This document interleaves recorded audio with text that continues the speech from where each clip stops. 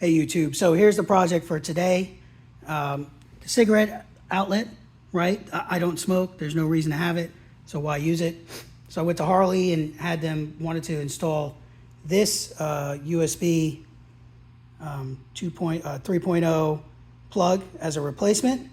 And they suggested, no, we have this other plug that we use all the time and blah, blah. And honestly, I threw it out because it didn't last more than a few months and literally broke just plugging USB cables in for some reason.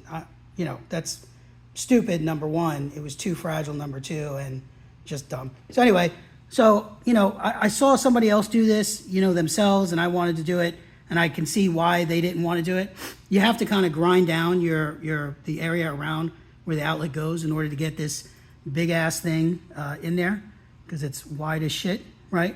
So, I just took a file to it, and now I'm just finishing it off with both a file and a Dremel to kind of put it in, and we'll see what the result is. Be right back. So one thing I wanted to point out is that you got to check to make sure that it's, let me see if I can mess the focus here a little bit, using the phone this time. You got to check to make sure that it's round. It's very easy to not make it round and get, angles in the hole if you're not doing it perfectly. And that's obviously going to impact your putting in the replacement. You don't want to open it up too much because then you're going to have other problems to deal with, right? Oh, there goes my light, battery's going dead.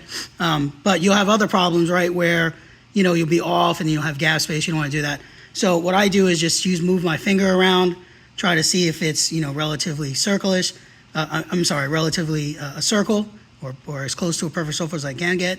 And I do this periodically, right? Like every, 30 seconds or so of grinding, I just go in there and make sure it's smooth, and then I, figure out what's not smooth and correct that. So just FYI. Okay, so this is about the size of the hole that I think I'm going to go with. I'm decently happy with it. It's not perfect, but it'll work. The thing fit in there nice already. One thing I would say is that you have more room on the right than you do on the left. There's very little lip on the left now, but there's plenty on the right. So if you have to widen the hole, don't use the circle here necessarily. Widen it to the right a little bit. I would say about just like that, maybe 70% toward the right a little more, and that'll give you sufficient lip on the back for the ring that's going to hold the device in place. One other thing too, I have the hard cable here that's driving me nuts to pull. So I literally just, took a wire tie, wrapped it around it, and I was able to pull it out of place to make it a lot easier to get in there and Dremel. So I've got the outlet in, ready to put the ring in. This is the outlet I went with. It's got a voltmeter on it, 2 USB 3.0 ports, a USB-C port on it.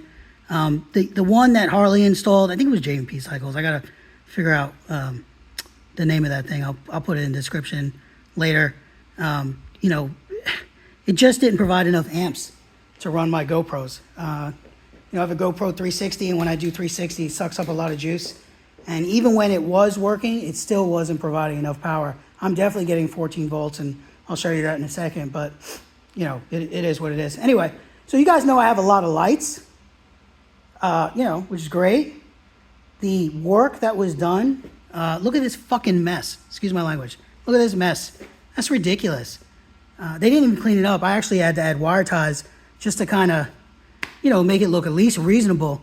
The other thing I did was when I disconnected the wiring components, I just picked a side and I added, some purple electrical tape in this case, just to make sure that I was connecting the right side to the correct side of in this case, the fairing. Each side has a purple side where it was connected. So the two wires that go together here are both purple, and I left these one blank. Same thing here, purple, left this one blank.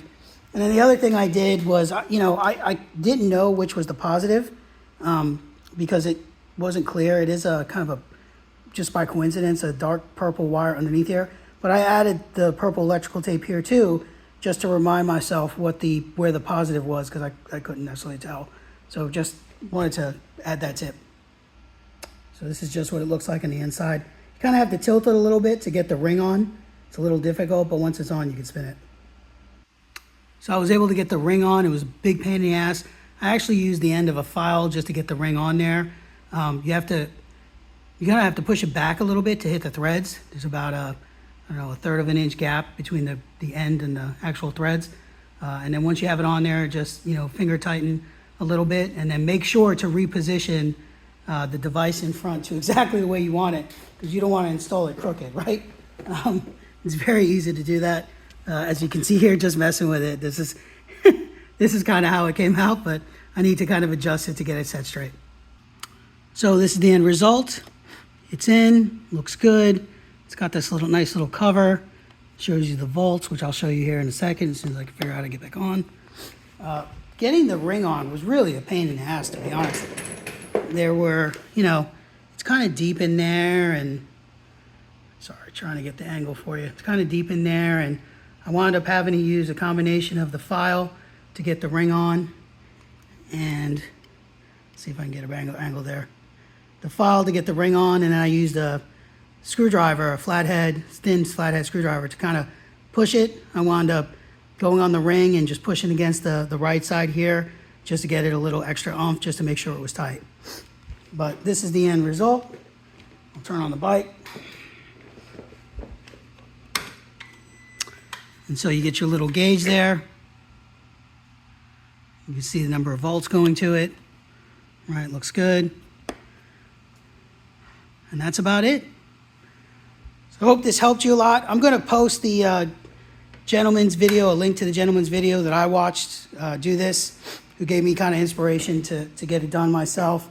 It took a little while, but, looks good. Anyway, just a short, quick video. Thanks, YouTube. Hope you have a great day. Please let me know if you have any questions.